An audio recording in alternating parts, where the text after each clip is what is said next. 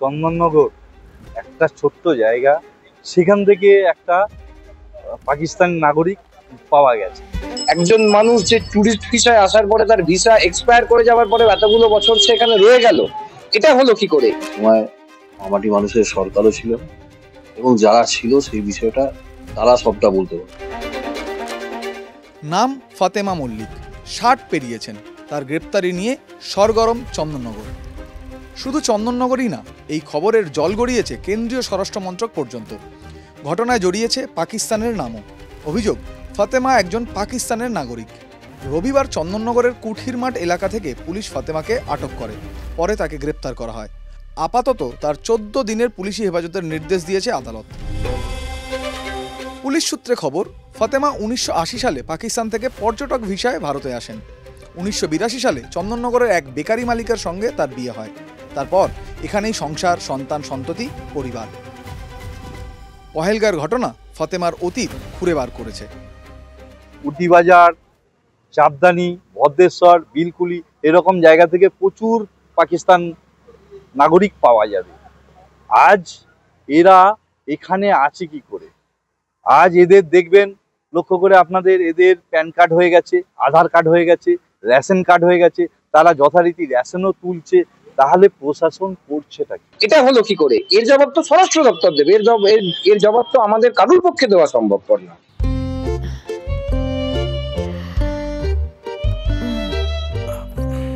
Makeup করেছিলাম তোমার জন্যে, কিন্তু এত গরমে হয়তো সবটাই উঠে যাবে। ঠান্ডা আমেজ উপভোগ করি তুমি, আমি আর ভিগার্ড। মেকআপ উঠে গেলে তো ভিগার্ড এয়ার কুলার্স। তিনি কোনো ধরনের কোনো খারাপ কাজের সঙ্গে যুক্ত নন বলেই হচ্ছে স্থানীয়ভাবে যেটুকু জানা গেছে।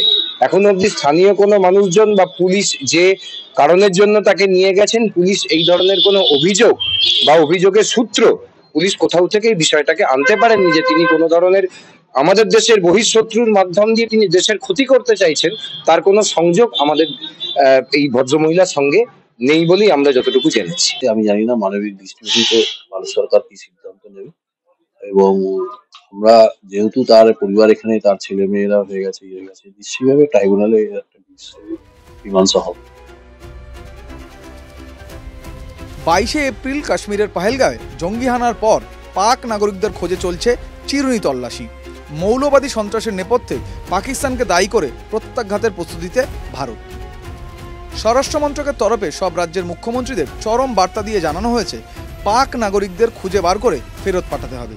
এই উত্তপ্ত পরিস্থিতির মধ্যেই ফাতেমার পাকিস্তানি যোগ নিয়ে শুরু হয়েছে রাজনৈতিক টানাপোড়েন। ভিসার মেয়াদ বাড়িয়ে ভারতে থেকে যাওয়া নতুন নয়। হাতে কলমে উদাহরণ তসলিমা নাসরিন। গত জুলাইয়ে বাংলাদেশি সাহিত্যিককে আরও 1 বছর ভারতে থাকার অনুমতি দিয়েছে অমিত শাহের দপ্তর। এমনকি শেখ হাসিনারও ভিসার মেয়াদ বাড়ানো হয়েছে, তাকে ভারতে থাকার অনুমতি দিয়েছে কেন্দ্র। পরিবারের তরফে জানানো হয়েছে, ফাতেমা ভারতীয় নাগরিকত্বের জন্য আবেদন করলেও সেই প্রক্রিয়া এখনও শেষ হয়নি। স্বামী এবং 2 মেয়ের পরিচয় ভারতীয় হওয়া সত্ত্বেও এখনও দেশের নাগরিকত্বের শংসাপত্র তার হাতে আসেনি, অথচ তিনি দেশের ভোটার। নাম আছে চন্দননগর পুরসভার 12 নম্বর ওয়ার্ডের ভোটার তালিকায়, রয়েছে আধার এবং প্যান কার্ডও।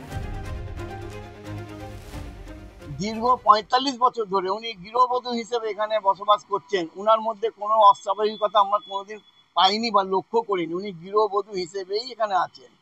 আমরা চাই, যদি উনার কোনো প্রশাসনিক বা অন্য কোনো যদি কিছু গাফলতি থাকে বা হয়ে থাকে, সেখানে মানবিক দিক থেকে প্রশাসন দেখুক এবং উনার পরিবারের মানুষজন প্রশাসনের সঙ্গে প্রশাসনের যা যা প্রয়োজন সেগুলো সঠিক তথ্য পরিবেশন করে যাতে উনি স্বমহিমায় উনার পরিবারের মধ্যে ফিরে আসে, সেটাই আমরা চাই।